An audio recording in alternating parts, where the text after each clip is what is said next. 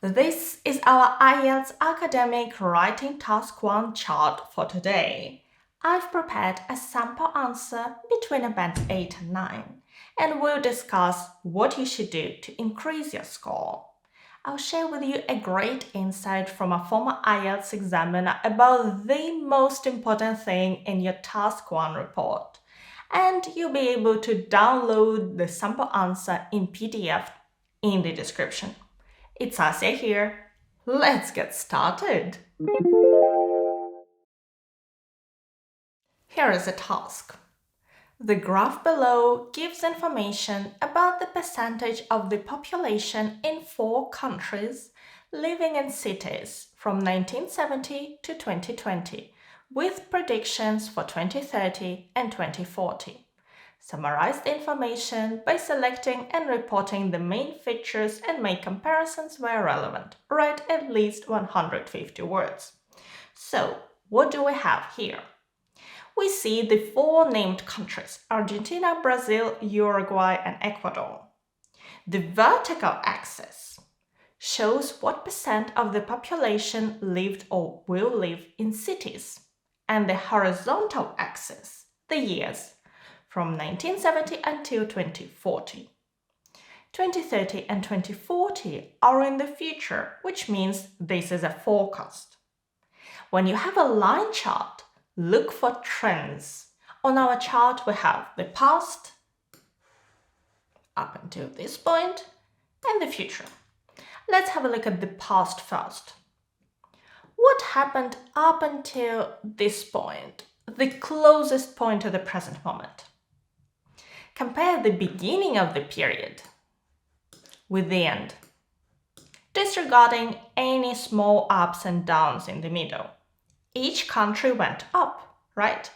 The share of urban population increased everywhere. Look at the beginning. The numbers were very different. 70% of the population lived in cities in Argentina, but less than 20% in Uruguay and Ecuador. But in 2020, the numbers are much closer. And by 2040, they will get even closer. They will converge.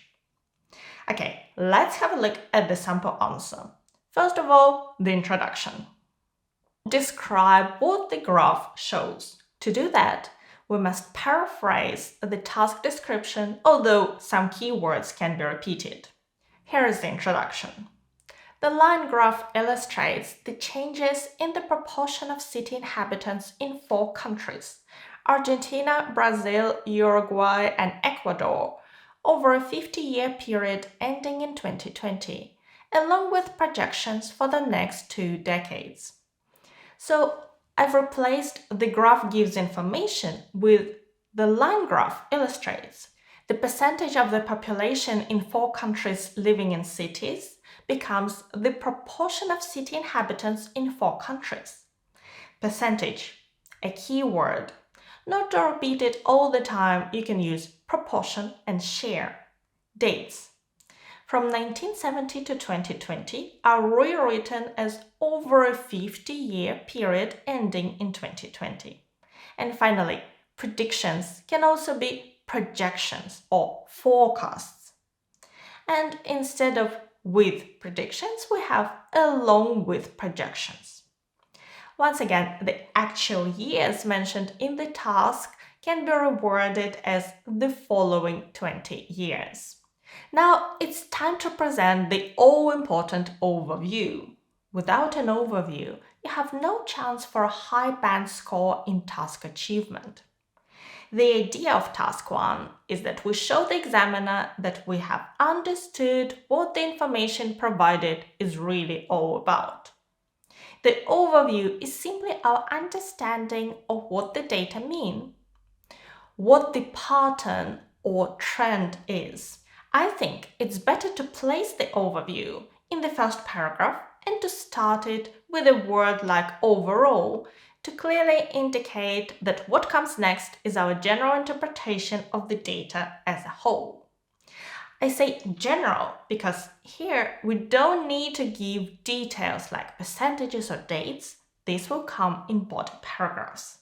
Overall, it's clear that urban populations have grown significantly, albeit at different rates in each country, resulting in remarkably similar percentages. This sentence shows the similarities, remarkably similar percentages, and differences, different rates of growth. And don't forget to cover the whole chart. The forecast predicts a slower rise in the coming years. An interesting linker here is albeit. This is a formal way to say although or but. And add a little bit of extra information. This can help you make any sentence complex. For example, he finally agreed, albeit reluctantly, to help us. And don't forget to put commas before and after the part you add, the part with albeit. We also have a present participle phrase, resulting in remarkably similar percentages. We could just say, this resulted in remarkably similar percentages and have two sentences. Both are correct, just my version shows more complex grammar, but you should choose the version you are comfortable with. There are a couple of other synonyms in this paragraph. To grow, growth, rise. It's really useful to have a few synonyms ready when it comes to describing change. We could also say to increase, and some antonyms are fall, decline, decrease.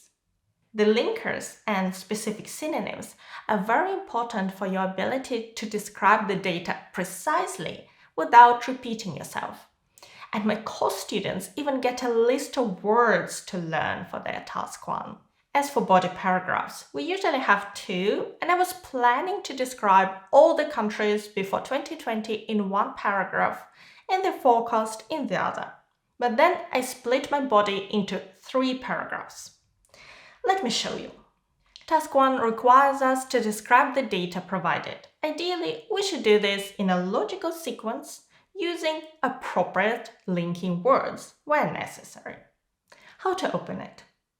With a line graph, the most logical way to start is usually the beginning of the period, 1970.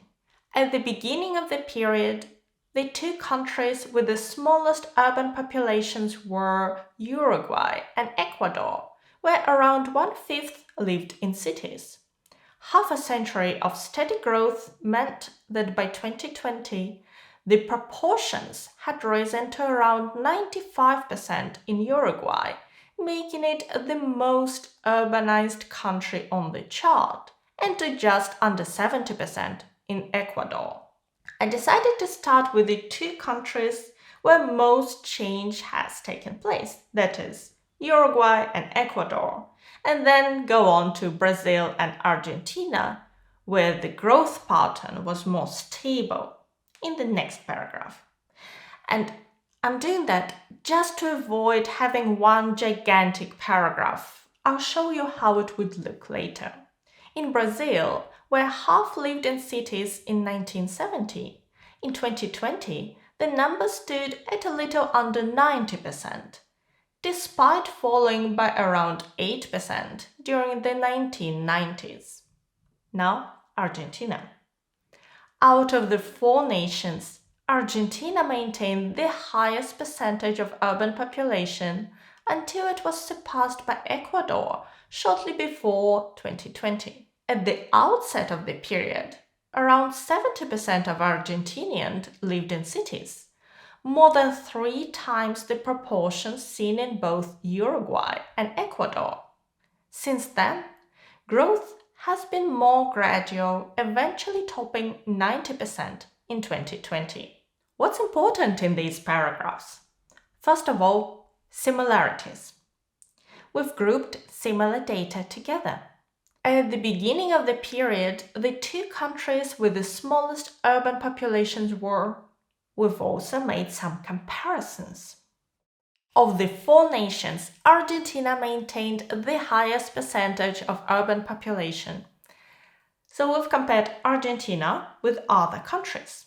We can also make some calculations to compare the countries. Around 70% of Argentinians lived in cities, more than 3 times the proportion seen in both Uruguay and Ecuador.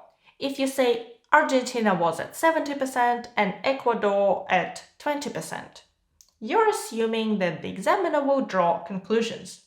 If you say 3 times higher, you make it very obvious, which is great. Another key element is key features. Generally, we are only selecting the most important numbers. But have a look at this example. Despite falling by around 8% during the 1990s, we haven't mentioned the 80s and 90s for any of the countries but Brazil. And that's because Brazil is the only country that had a significant decline in one of the years. For other countries, it was mainly up and up. So this is a key feature. I know that sometimes it's hard to decide which features are key. So in my courses, students get a cheat sheet with questions that helps them analyze charts and find which figures are the most important. But generally, try to find things that stand out. In your report, try to vary the ways you describe percentages. That's why we have 1/5 for 20% and half for 50%, as well as well over 3 times to compare 70% with 20%. The other percentages are standard. Ecuador's 70% is not under 3/4. Your aim here is to make your points as clear and easy to follow as possible. And 70% is a lot clearer than under 3/4. It's a similar story for dates. Yes, I'm counting 4 2020s in the paragraphs.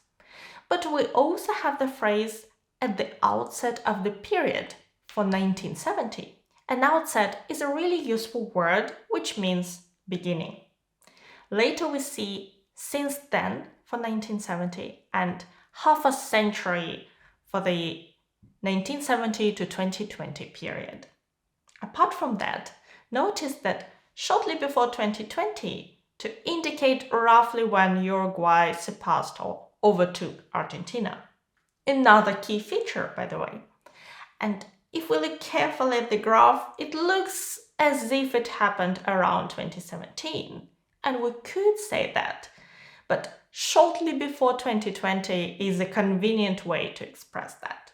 I also tried in this paragraph to mix the verb and verb tenses used to describe the changes. Most are in the past simple tense, which is fine. But look at this one. By 2020, the proportions had risen. The past perfect, one of those rare tenses most English learners don't know where to use. That's a perfect occasion. The graph has a cutoff point at 2020, and that's why I used the past perfect to show how something had happened during that period ending in 2020, and 2020 is in the past. However, I thought that the present perfect was better when referring to Argentina. Since then, growth has been more gradual. And that's because since then means from that point in the past until now. Body paragraph 3 is short, only 2 sentences. It covers the part of the graph that projects into the future. Over the next 20 years, growth is expected to slow in the countries where cities are currently home to 9 out of 10 individuals, rising by no more than 3%. Ecuador, however, should expect its percentage to reach 80% by 2040. Beginning this paragraph with over the next 20 years immediately tells the reader, the examiner, what this paragraph will be about. There are also some synonyms. In the task, the word used is predictions. I used forecast in the introduction, and now we have is expected. Growth is expected to slow. There is also a simple expression of probability. the percentage should reach 80%. And another way to express numbers, 9 out of every 10 for 90%. In the second sentence, I've also included a very clear linker. However, it emphasizes the difference between Ecuador and the other countries. But pay attention to your commas. We could write, however, Ecuador should expect, and we would have 1 comma. But in the report, the word however is in the middle, so we need 2 commas. Ecuador, however, should expect, and so on. You may want to ask, why 3 body paragraphs and not 2? We could have 2, but one of them would be very long, especially next to a very short paragraph. By having 3 body paragraphs, I made the answer look more balanced. Somebody else might do differently, and it doesn't really matter. Something else is way more important for your score. Here is the insight from a former IELTS examiner I promised you. So she told me that she would take a very quick look at the task and the graph, and then start reading 4 or maybe 5 test answers without looking back at the graph or the instructions. She simply wanted to see if answers made sense, if she could understand them without needing to check with the question material. It was her way of dividing right from the start those task 1 answers that could and probably would get a band 7 or higher, and those that would probably end up with a band 6 or, in some cases, a band 5. She would then read each answer one by one very carefully and start giving grades. When you think about it, her idea captures exactly what task 1 is all about: your ability to interpret graphic information and put that in writing so that other people can understand it. Does it make sense? If you'd like to learn how to write answers that make sense and meet all the Band 7 criteria at least, check out my IELTS preparation courses.